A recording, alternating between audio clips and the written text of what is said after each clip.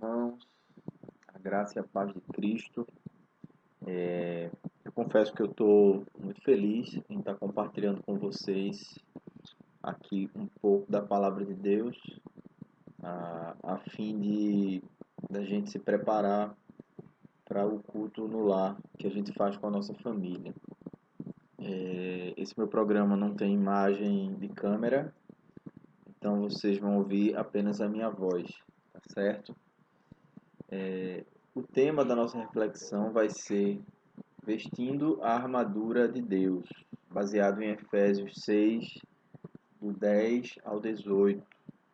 E gostaria de registrar aqui os créditos da obra Armadura de Deus, de Vicente Cheung, que foi de onde eu mais retirei informações e coloquei muitas frases quase que ipsilíteres daquilo que está registrado ali na sua obra, entendendo que esse é um estudo particular da nossa igreja.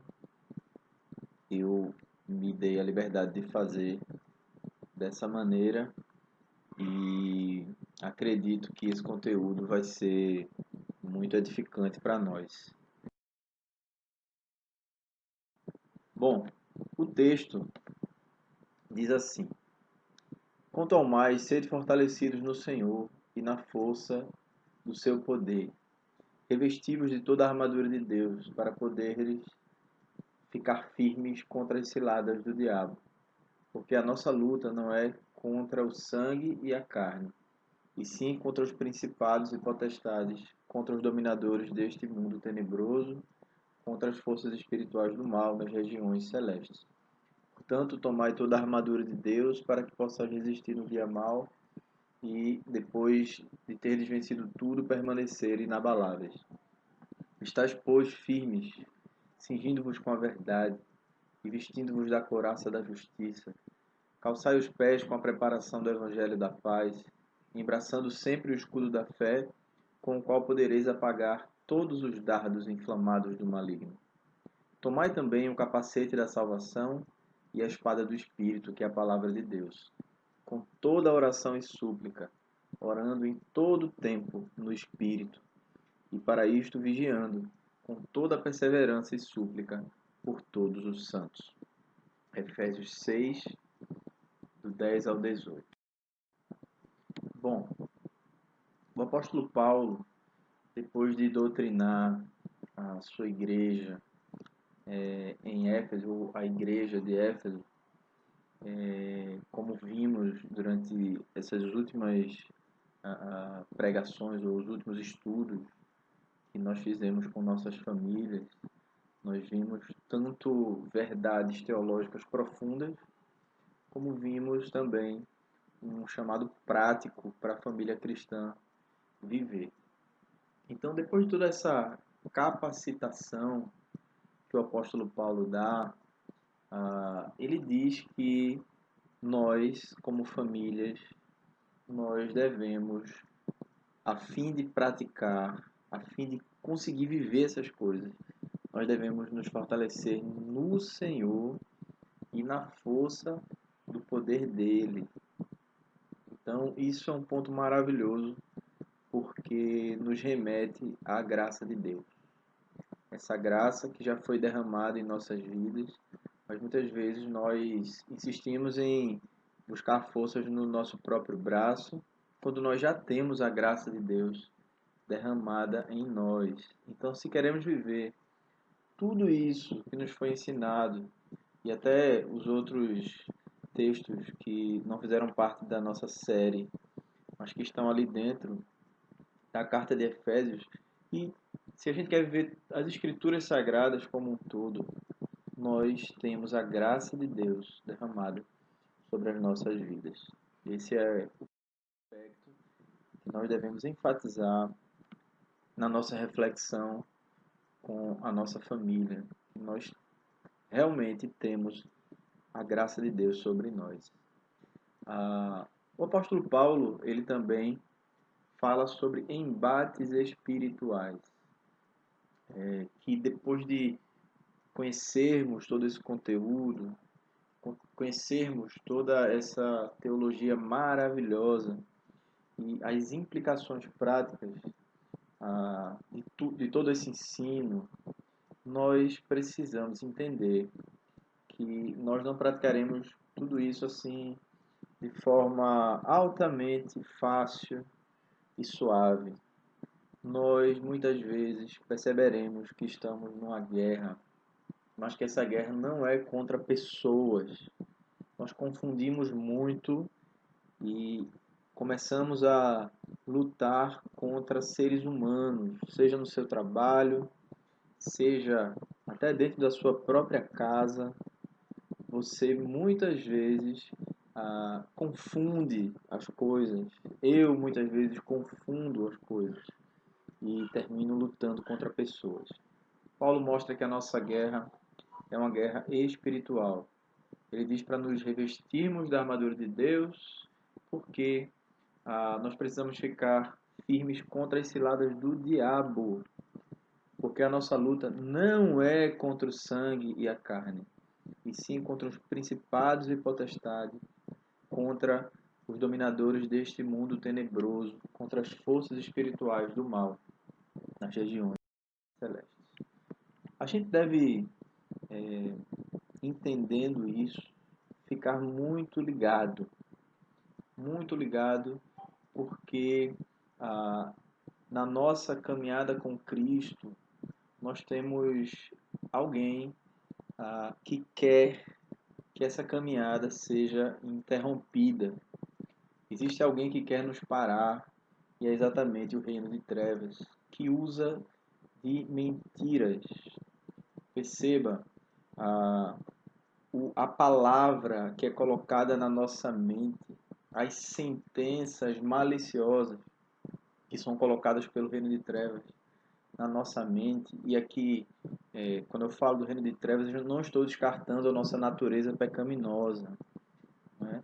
Mas como o nosso texto ele está falando dessa guerra espiritual, eu preciso aqui falar do reino de trevas, porque ele usa a nossa natureza pecaminosa a fim de que a gente pare na nossa caminhada com Cristo. E ele faz isso de uma forma muito sutil, usando de inteligência, usando de pensamentos, usando de sentenças enganosas que nos levam ao erro, a fim de nos aprisionar para que façamos a sua vontade. Então, para a gente não cair nessas ciladas, a gente precisa se vestir dos ensinamentos bíblicos como uma armadura, como um soldado romano, ele veste ou ele vestia a sua armadura. Veja o que Jesus diz sobre isso. Se vocês permanecem firmes na minha palavra, verdadeiramente serão meus discípulos e conhecerão a verdade, e a verdade os libertará. Então, quem é livre de verdade? Quem é livre para a caminhada com Cristo? São aqueles que estão firmes na palavra. Só a palavra responde a essas mentiras que o reino de trevas lança sobre nós. Só a palavra mostra todo o engano que existe nas sentenças do diabo que ele coloca sobre a nossa vida, que ele coloca na nossa mente. Dificilmente, irmãos, seremos abalados pelo reino de trevas se permanecermos vestindo a palavra de Deus. Isso aqui é introdutório para que a gente entenda que a armadura de Deus é uma metáfora que fala sobre as doutrinas bíblicas ensinadas em todas as escrituras, mas que aqui elas estão resumidas nesses aspectos da armadura. Então, a ideia é, quando a gente lê esse texto da armadura de Deus, a gente entender que nós precisamos praticar doutrinas. E as doutrinas ensinadas na palavra, elas não são mortas, mas elas devem ser tomadas e vividas. Então, por hora, nós vamos apenas citar as doutrinas bíblicas apresentadas nesses versos, de Efésios, sabendo que elas nos equipam para permanecermos firmes na caminhada cristã, individual, em família e como igreja. Então, antes da gente seguir falando um pouquinho de cada peça da armadura, a gente precisa entender uma coisa que é como um parêntese, para que a gente entenda melhor esse texto.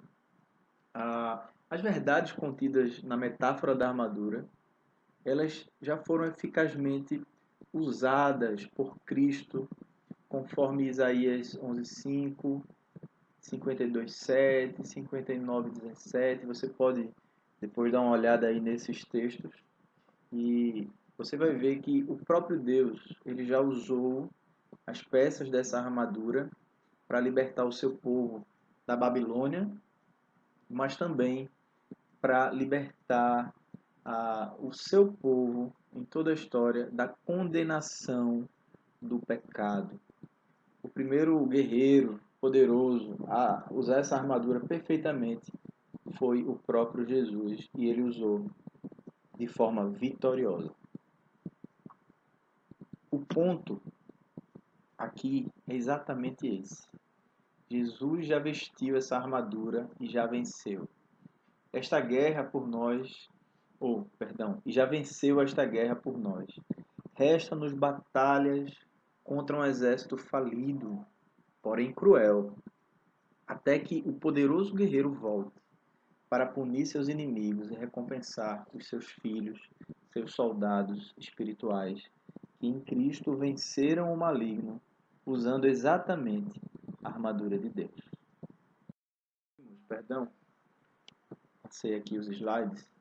Quando nós nos cingimos com a verdade, conforme Paulo diz, estáis pois firmes, cingindo a verdade, nós estamos sustentando todas as outras coisas que são ensinadas nas Escrituras. A ideia aqui é a ideia do cinto, da armadura, que o soldado coloca, e esse cinto ele tem a função de sustentar todo o resto da armadura.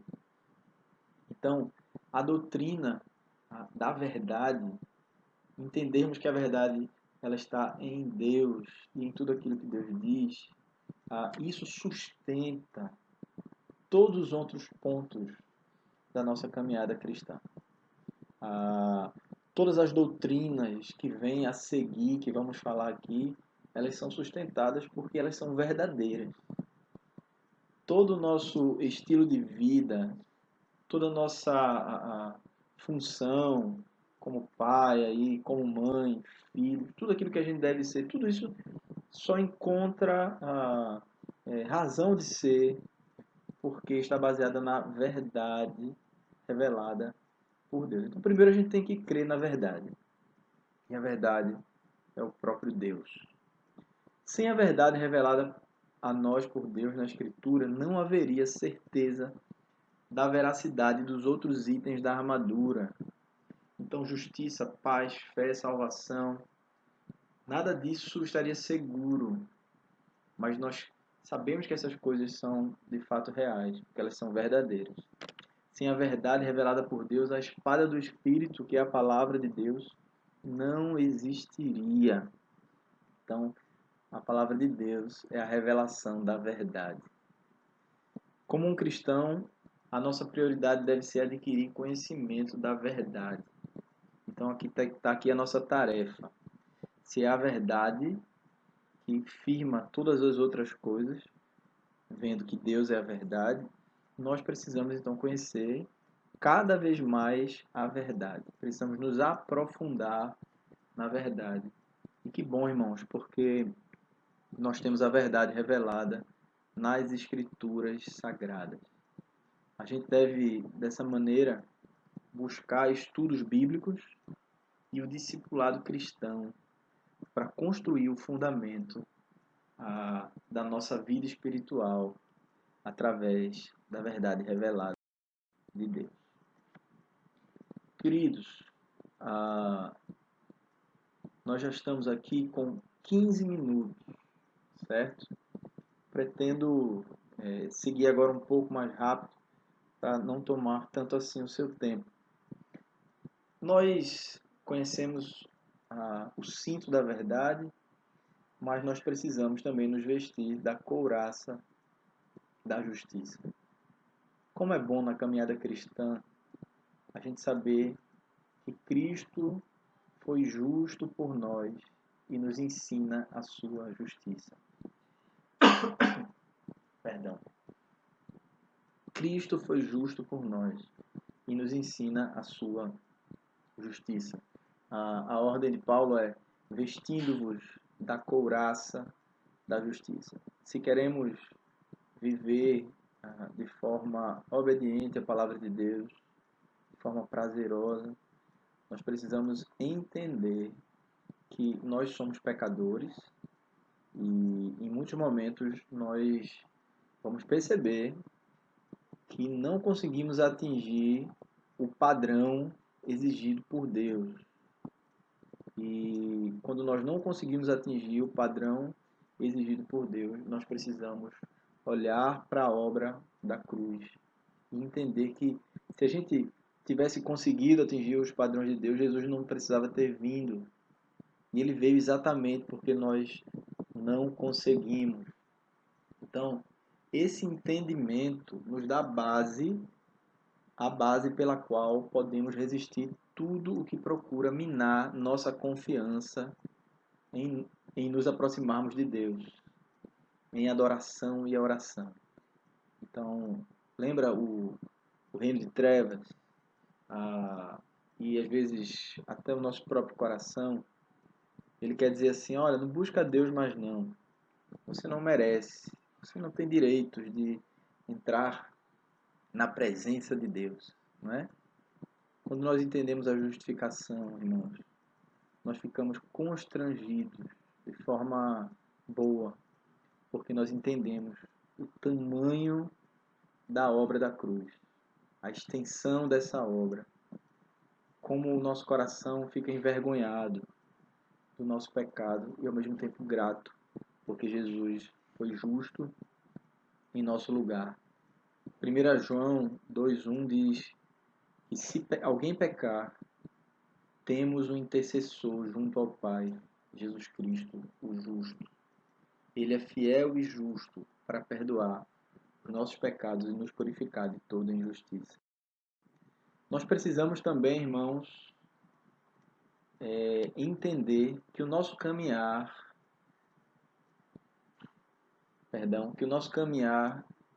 com Deus, ele é vivido em paz.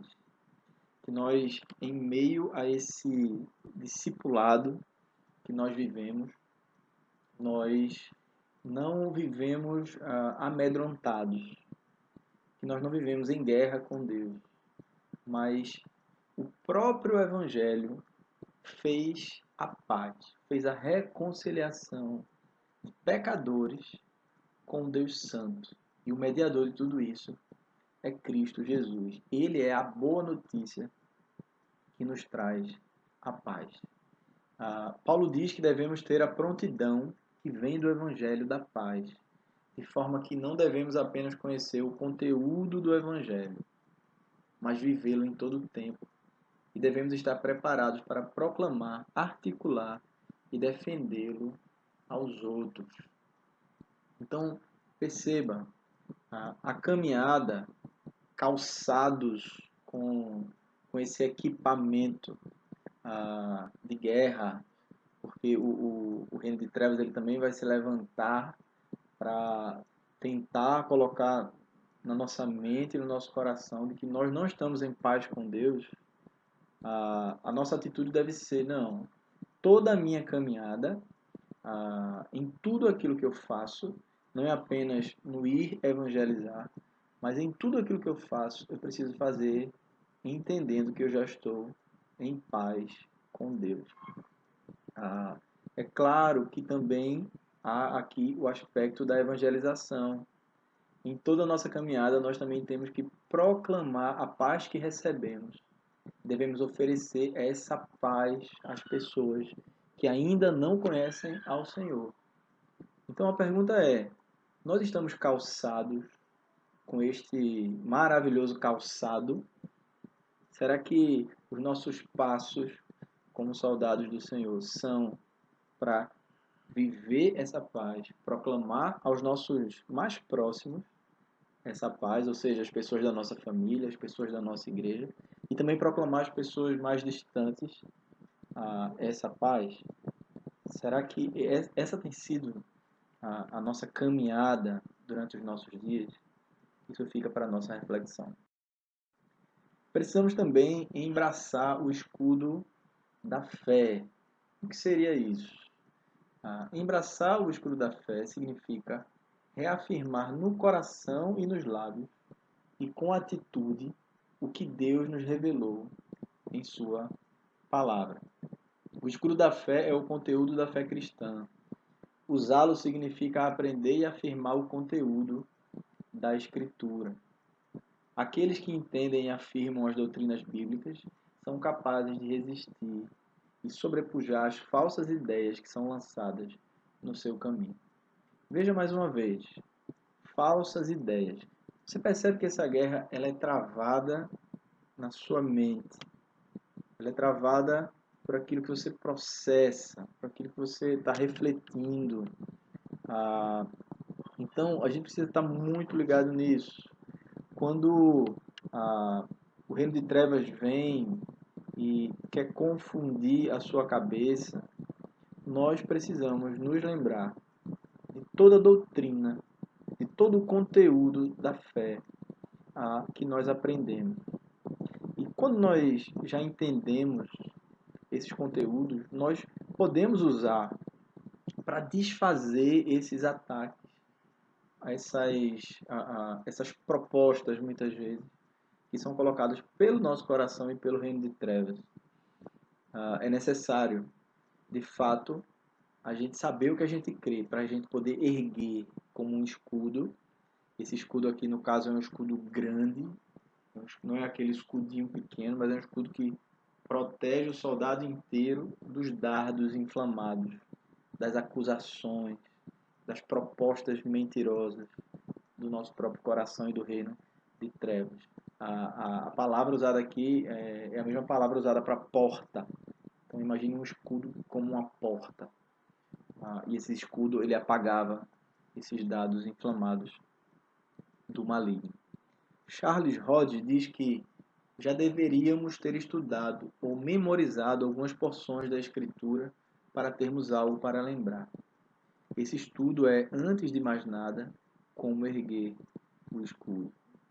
Então, a perspectiva aqui de Hodge é que estudar as Escrituras é uma forma de erguer. Temos nesta armadura também o capacete da salvação. E o que seria esse capacete da salvação? Crer que estamos salvos em Cristo e renovar sempre a esperança de que estaremos, sim, com Cristo para sempre. Então, é crer em algo que é verdade hoje, nós estamos salvos, mas é renovar sempre uma esperança de que essa salvação ela está sendo desenvolvida e estaremos com Cristo para sempre. Então, por isso a ordem é: tomem o capacete da salvação e a espada do Espírito, que é a palavra de Deus. O foco aqui vai ser o capacete. O mesmo Paulo, não poderia ser outro, né? Nos diz em Tessalonicenses, 1 Tessalonicenses 5,8: Nós, porém, somos do dia, sejamos sóbrios, vestindo a couraça da fé e do amor e o capacete da esperança da salvação. Veja que Paulo aqui ele usa um termo a mais que reflete a ideia completa desse capacete da salvação. É o capacete da esperança da salvação. Com isso, Paulo mostra que Satanás tenta de todas as formas matar a segurança e a certeza e a esperança da salvação, a fim de neutralizá-lo, entristecê-lo e levá-lo tirar os olhos de Deus e assim pecar. Então, Satanás ele quer neutralizar, ele quer entristecer, ele quer que a gente tire os olhos de Deus, ele quer que a gente peque. Mesmo sabendo que nós já somos salvos, ele é contumaz, ele é insistente, ele, quanto a essas coisas, ele não para.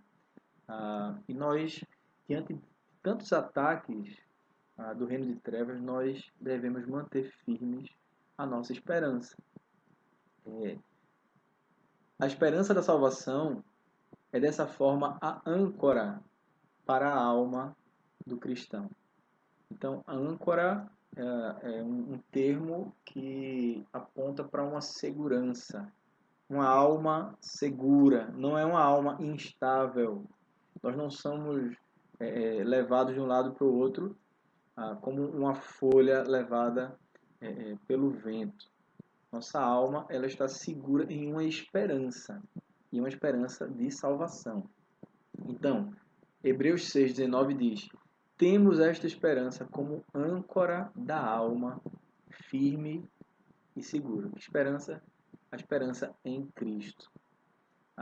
Por fim, o capacete da esperança da salvação, da certeza da salvação, tem uma implicação profunda em nossa santidade. 1 João 3,3 diz que todo aquele que nele tem esta esperança purifica-se a si mesmo, assim como ele é puro. Então, esperarmos o dia da volta de Cristo, crermos que estaremos eternamente com Ele, nos move a buscar santificação hoje. A nossa história, ela não é uma história de pessoas que não sabem para onde vão, que não sabem qual é a sua identidade, que não sabem o seu lugar nesse mundo. Não, nossa história ela é uma história ciente de quem Deus é, de quem nós somos, de quem nós nos tornamos em Cristo Jesus e para onde nós iremos com Cristo Jesus. Isso move as nossas motivações, isso move o nosso coração, isso move as nossas atitudes, isso nos santifica.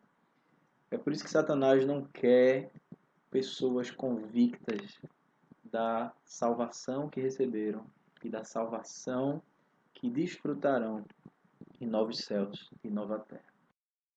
Por fim, irmãos, temos a espada do Espírito. A espada do Espírito aponta para o conhecer e usar a revelação bíblica. É a peça final da armadura que representa a palavra de Deus.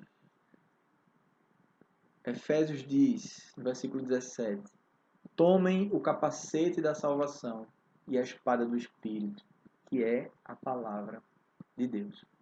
Então, manejar a espada do Espírito é apresentar e defender as verdades bíblicas e atacar as crenças não bíblicas através de argumentos baseados na Escritura. Então, nós precisamos meditar na Bíblia. Precisamos primeiro ler a Bíblia, ouvir a Bíblia e pensando em tudo aquilo que a gente ouve, ouvindo os pastores e mestres, presbíteros ou pessoas que Deus levanta no meio do seu povo para instruir a sua igreja, nós vamos montando dentro do nosso próprio coração as estruturas daquilo que Deus revela como verdade ao nosso coração. Então, quando a gente tem tudo isso bem estruturado dentro da gente, a gente pode, nesse embate com o reino de trevas, manejar bem a espada do Espírito. E no momento, por exemplo, em que nós somos tentados, nós podemos usar essa espada do Espírito para nós mesmos, para nos mostrar como nós não devemos ceder a qualquer coisa que se apresente contra a palavra de Deus. Mas também nós devemos usar essa espada do Espírito em conversas com outras pessoas, Por exemplo, aqui diz: portanto, o uso desta arma aplica-se à pregação, escrita, debates e conversas ordinárias nas quais a fé cristã deve ser apresentada e defendida, e as crenças não cristãs atacadas e refutadas. Então, nós só podemos fazer isso ao passo que a gente conhece a Bíblia, a gente aprende a falar da Bíblia. Isso é algo que a gente, de fato, deve buscar. Jesus, ele dá o exemplo na tentação lá de Mateus 4, porque o diabo sempre vem com a palavra distorcida para fazer com que Jesus caia em tentação. E em todos os três exemplos, ele traz e aplica citações diretas da Escritura para contra-atacar as palavras de Satanás. Jesus, ele levanta a espada da revelação bíblica e vence Satanás com a palavra de Deus. Se você sabe muito pouco, você será incapaz de eficazmente sobrepujar os ataques espirituais contra você.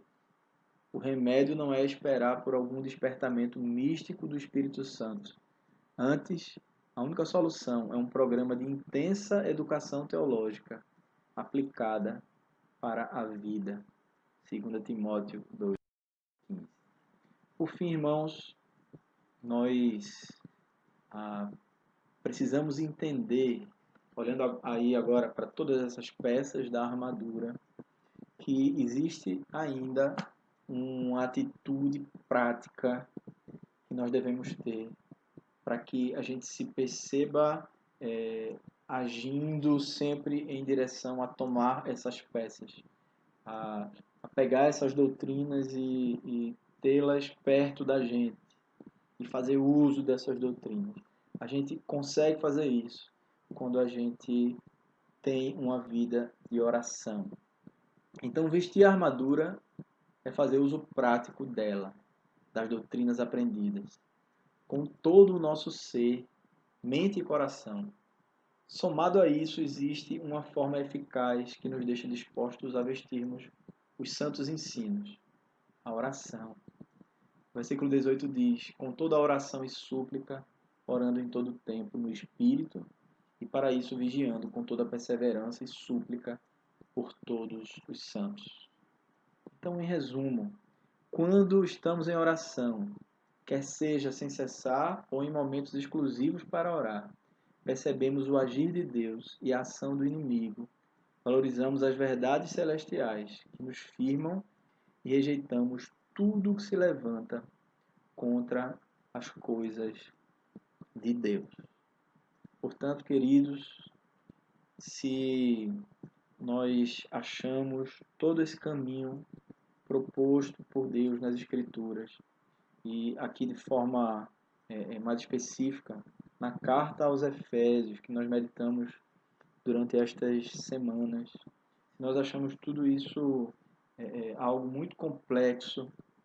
Nós precisamos entender que na força do Senhor nós podemos sim tomar todas essas doutrinas e vivê-las. Se nós formos dependentes da graça que nós já recebemos, se nós caminharmos em oração, tudo isso que nós vimos dentro da armadura de Deus pode ser utilizado por nós e nós vamos ver claramente a nossa vida avançando contra o reino de trevas e em direção ao nosso Senhor e Salvador Jesus Cristo. Esse é o ensinamento aqui do apóstolo Paulo, o ensinamento finalizando essa carta. Então, nós entendemos que também é um ensinamento para a vida da igreja, que é aquilo que a igreja deve fazer para viver todas as doutrinas das Escrituras Sagradas. Então, aplique isso na vida da sua família. Use de forma criativa aí cada peça dessa armadura para falar aos seus filhos, para compartilhar entre você e a sua esposa, ou você que não mora num lar cristão, tome isso para você e peça a Deus a oportunidade para falar sobre isso ao seu parente não cristão. Deus nos abençoe e aprofunde essa palavra no nosso coração.